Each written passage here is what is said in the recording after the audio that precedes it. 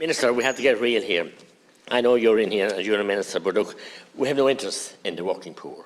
We have no interest in the small farmer.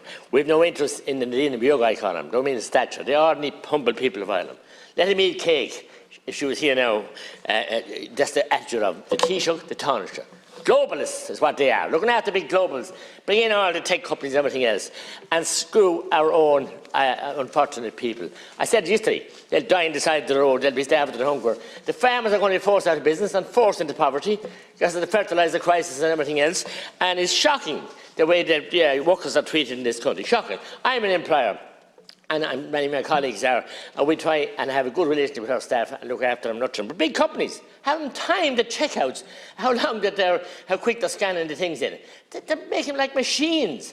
And it's all part of the global economy we bought into, with your leader and his friendship with the famous Prime Minister Trudeau. And all this baby at the G7.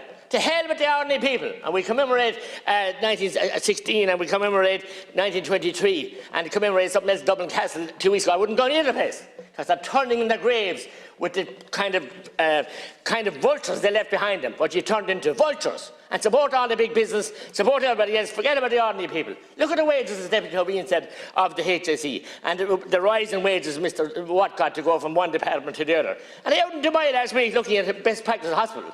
They would know a hospital from an elephant. That's what they wouldn't, because they have no experience in the field, but they can get pay rises anytime they like. An unequal, divide and conquer attitude that you have in government here is shocking, it's disgraceful, it's despicable. But it's a handbook from all over the world. Just keep the people down. You're going to get a rude awakening. I said it before, they're waiting in the long grass. There's a fair bit of long grass this year because we had a very mild winter. But it'll be well grazed by the time the election is called, and you'll have no place to hide. You can run, but you can't hide. You should hang your heads in shame.